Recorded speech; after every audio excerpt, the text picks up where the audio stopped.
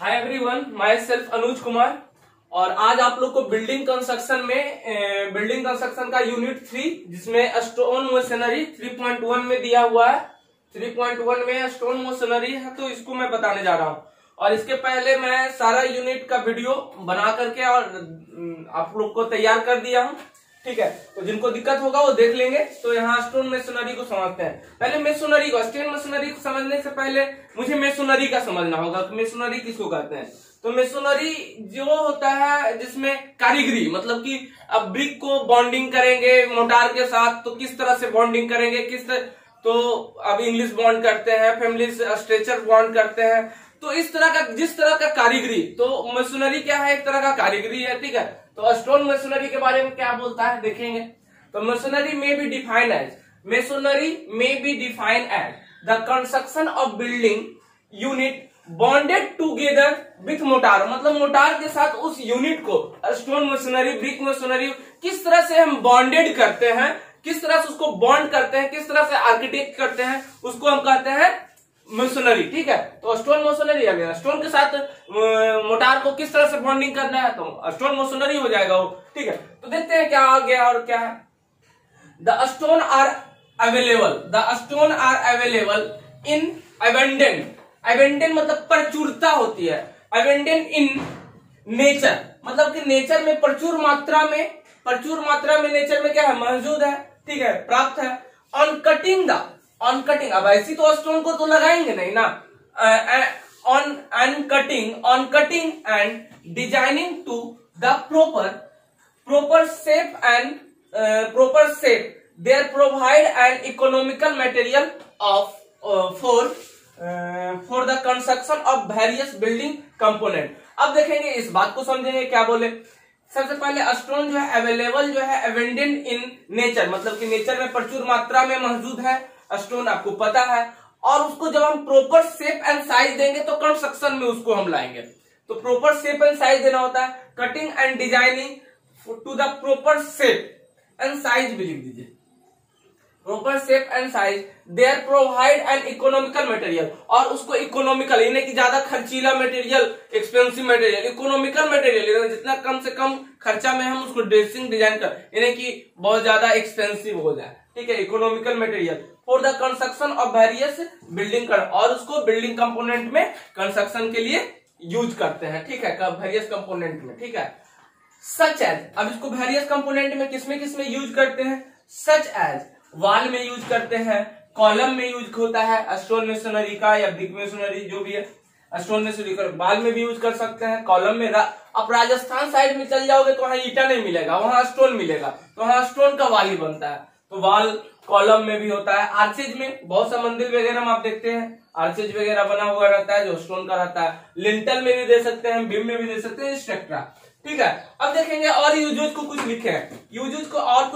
तो यूजेज क्या है, बिल्डिंग फाउंडेशन वॉल में, बिल्डिंग फाउंडेशन में भी स्टोन मेसोनरी को यूज कर सकते हैं। वॉल में भी एक्सपेंसिव, यहाँ क्या हो जाएगा, एक्सपेंसिव हो जाएगा, महंगा हो जाएगा, इसलिए यहाँ तो हम ब्रिक से काम चला लेते हैं। ठीक है, वॉल में, पियर्स में, लेकिन पुराना जब आर्किटेक्ट करते हैं तो वहां भी जरूरत होता है। ठीक है, मंगाते हैं।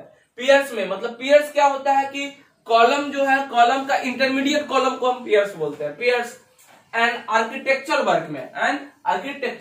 वर्क में हम इसको यूज करते हैं।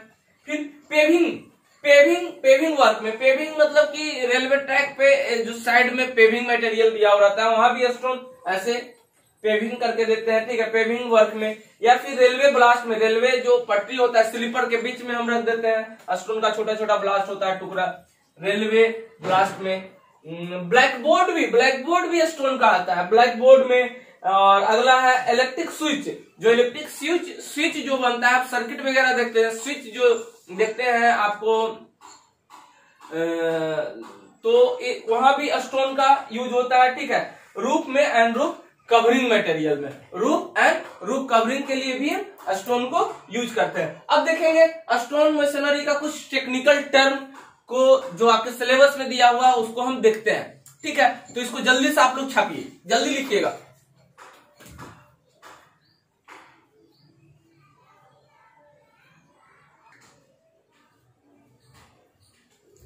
चलिए अब अगला पढ़ते हैं, type of stone machinery. Type of stone masonry में पहला हम पढ़ेंगे, इसका दो मेसनरी होता है, रूबर मेसनरी और ऐसा मेसनरी अकॉर्डिंग टू अरेंजमेंट। तो क्या है, based on the arrangement of the stone masonry and classify broadly in flowing to category. तो अरेंजमेंट के हिसाब से कि स्टोन को किस तरह से ज्वाइंट किया जाए, किस तरह से अरेंज करके बॉन्डिंग किया जाए, उसके हिसाब से स्टोन मेसनरी को दो भाग में बांटा गया है। पहला रूबर मेसनरी और दूसरा है एस्लर मेसनरी। तो रूबर मेसनरी क्या होता है, इसको रफली आप समझ लीजिए। रूबर मेसनरी मतलब कि स्टोन को हम निकाले, क्यूरी किए, खड्डा पहाड़ से तोड़े पत्थर को और जैसे था उसी शेप में हम जैसे तैसे ज्वाइंट करते गए। मतलब कि ऐसे मिला, कुछ ऐसे बड़ा वाला मिला, फिर ऐसे। ये शेप कोई अरेंजमेंट में नहीं होता है, कि अलाइनमेंट में नहीं होता है, मतलब कि कोई एक शेप में नहीं होता है। ऐसा भी हो सकता है, ऐसा भी, किसी तरह से इसको जोड़ देना है, ठीक है। तो रूबर मेसनरी होता है। एस्लर मेसनरी में स्टोन को क्यूरी करके निकालेंगे, प्रॉपर शेप एंड साइज में उसको ड्रेसिंग करेंगे, डिजाइन देंगे, सब एक ही साइज में उसको बनाएंगे, एक प्रॉपर सीक्वेंस उसको पॉलिश करेंगे, ठीक है। तो एक प्रॉपर शेप एंड साइज में एस्लर मेसनरी होता है, ठीक है, जिसमें एक अरेंजमेंट में होता है। जैसे कि इस अरेंजमेंट में तो यहाँ पे स्टोन जोड़ रहा है, तो यहाँ पे इस तरह से स्टोन जोड़ेंगे, इस तरह से, फिर यहाँ पे इस तरह से कुछ ज्वाइंट करेंगे। एक प्रॉपर अरेंजमेंट में होता है, ठीक है, एक प्रॉपर अरेंजमेंट में होता है। और रूबर में किसी भी एक अरेंजमेंट में ऐसे भी स्टोन जुट रहा है, ऐसे भी जुट रहा है, कुछ ऐसे करके ऊपर भी दे दिए, कुछ ऐसे करके नीचे, ये भी ऐसे, कोई भी शेप इसका कोई अलाइनमेंट में नहीं होता है कि एक रद्दा में नहीं लगाते, एक अलाइनमेंट में स्टोन नहीं होता है। तो रूबर मेसनरी आई होप समझ गया हूं कि इसको कहते हैं। तो रूबर मेसनरी देखिए लिखे हैं क्या चीज, उसको पढ़ लीजिए। रूबर मेसनरी क्या है, in this category the stone use are either undressed, मतलब कि बिना कोई ड्रेसिंग निकाले और जैसे निकालते हैं उस तरह से, बिना अनड्रेस, और रफली ड्रेस हैविंग वाइडर ज्वाइंट, मतलब कि किसी भी तरह से इसको वाइडली ज्वाइंट कर देते हैं, ठीक है।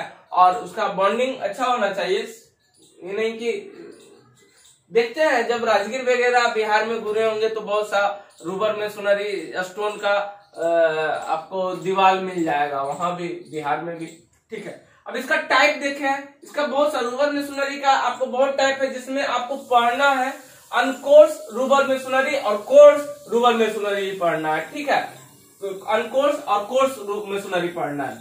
तो अनकोर्स में तो, कोर्स में तो वो आ जाएगा, एस्लर में आ जाएगा, ठीक है। यही दो टाइप आपके सिलेबस में दिया है। ऐसे और भी इसमें टाइप, इसमें और भी टाइप आपका होता है, इसका और भी टाइप होता है, तो वो आपको पढ़ना नहीं है, ठीक है। जैसे आता है अनकोर्स स्क्वायर रूबर मेसनरी, फिर पेंटागोन रूबर मेसनरी, पेंटागोन शेप में होता है, ठीक है। तो ये सब आपको है नहीं सिलेबस में, बस जान लीजिएगा, उसको बता देंगे। अनकोर्स रूबर मेसनरी क्या कहता है देखेंगे। अनकोर्स रूबर मेसनरी क्या कहता है, this is the chiefest, roughest and poorest, chiefest, roughest and poorest, मतलब कि poorest form of the stone masonry. ये सबसे चीफेस्ट है, रफेस्ट है और poorest form of stone masonry. यहां तक क्लियर है। अगला पॉइंट इसमें क्या कह रहा है, स्टोन वेरी इन शेप, मतलब वेरी इसका शेप होता है कि वो एक शेप में नहीं होता है, very in shape and size and are directly obtain from quarry, और उसको डायरेक्टली प्राप्त करते हैं क्यूरी से, मतलब कि जो स्टोन खदान से डायरेक्ट इसको निकालते हैं, ठीक है, क्यूरी करते हैं, मतलब खदान से निकालना, डायरेक्टली निकालते हैं और यूज करते हैं थोड़ा मोना टेस्ट करके, ठीक है। उसके बाद हम क्या कर रहे हैं, अगला पॉइंट इसमें क्या है, in this type of masonry the stone used are directly widely different size, मतलब कि वाइडली डिफरेंट साइज में, हर एक डिफरेंट साइज में, मतलब कि किसी भी साइज का इसका हम हर एक शेप में अलग अलग साइज का हम जैसे मिलता है वैसे हम इसको जोड़ते चले जाते हैं, ठीक है। डिफरेंट इन साइज में ये होता है, ठीक है। अगला है the course are not maintain regularly, इसको कोई मेंटेन करने की जरूरत नहीं है, रेगुलरली कोई मेंटेन करने की जरूरत नहीं है, ठीक है। अगला हम पढ़ेंगे एस्लर मेसनरी, तो इसको जल्दी से आप लोग छापिए, सब कुछ दिख रहा है, जल्दी से इसको लिखिए आप लोग।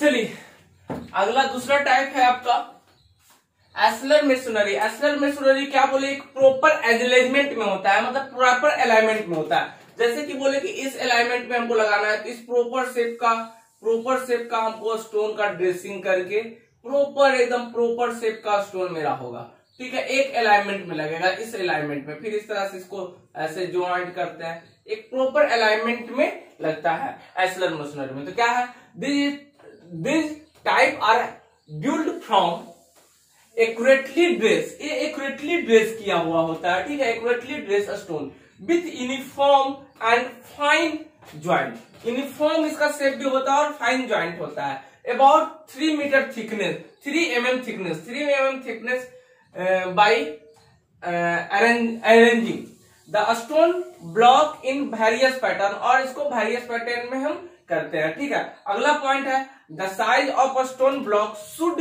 बी इन proportional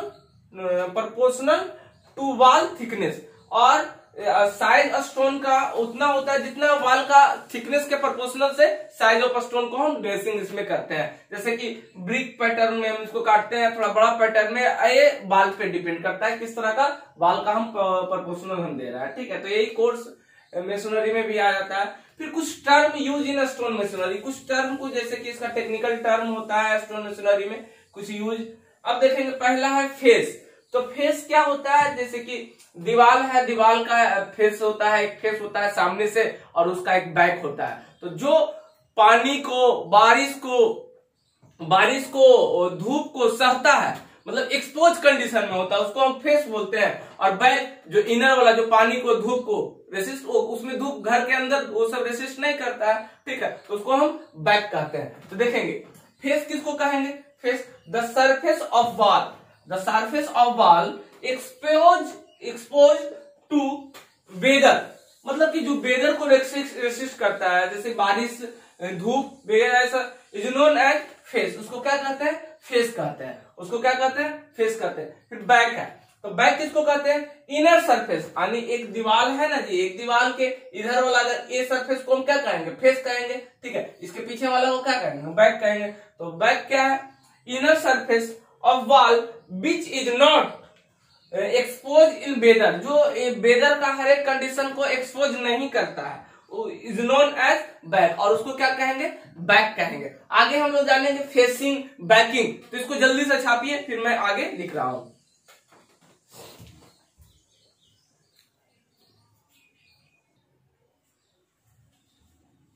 चलिए अगला टेक्निकल टर्म है आपका फेसिंग। अभी हम फेस को देखे थे, फेस किसको देखे थे, जो वेदर कंडीशन को रेसिस्ट करता था उसको हम फेस बोले थे, जो वेदर कंडीशन को रेसिस्ट नहीं किया था उसको हम बैक बोले थे। देखेंगे फेसिंग अब क्या है, तो मटेरियल यूज्ड इन फेस, जो face of the wall is known as facing. जो फेसिंग में मटेरियल यूज करेंगे, जैसे कि प्लास्टर हम करते हैं, तो जो मटेरियल फेसिंग में यूज करेंगे उसको हम क्या बोलेंगे, फेस में यूज करेंगे उसको हम बोलेंगे फेसिंग। उसी तरह से backing, the material use in formation of back of wall is known as backing, simple. उसके बाद देखेंगे हर्टिंग क्या है, हर्टिंग एक नया टर्म है। Hearting the inner portion of wall between the facing and backing is known as hurting.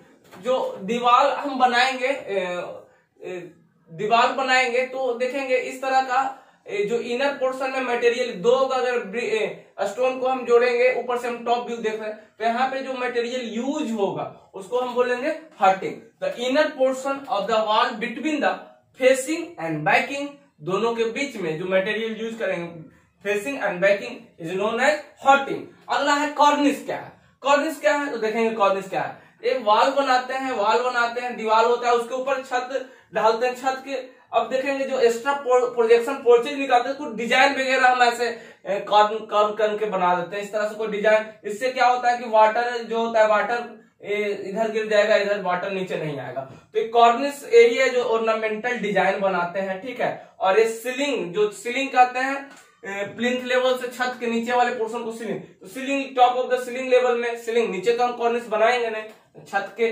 नीचे ही बनाएंगे, छत के सीलिंग लेवल पे ही हम कॉर्निस को बनाएंगे, उसके ऊपर पारापेट, इसके ऊपर ये पाराफाइट का ये वाल है, ठीक है। तो क्या है कॉर्निस, the projection of ornamental, the projection of ornamental course near the top of wall or the junction of wall and the ceiling. Top of ball और यहाँ जंक्शन ऑफ बॉल, जो दो बॉल मिलता है, जंक्शन ऑफ बॉल और ceiling के नीचे हम क्या बनाते हैं, हम कॉर्निस को बनाते हैं। ठीक है, तो उससे क्या होता है कि वाटर जो होता है इधर डायरेक्टली ना आए, ठीक है, यहीं से नीचे गिर जाए। ठीक है, तो कॉर्निस हम ऑर्नामेंटल एक डिजाइन खूबसूरती के लिए भी कॉर्निस को हम देते हैं। ठीक है, कॉर्निस को हम देते हैं। चलिए, तो और भी कुछ टेक्निकल टर्म है अगले क्लास में मैं कवर करूंगा और फिर इसका यूजेस वगैरह सारा देखेंगे, इसमें टूल्स कौन सा यूज होता है। ठीक है, तो थैंक यू सो मच। अब हम मिलेंगे अगले वीडियो में कल।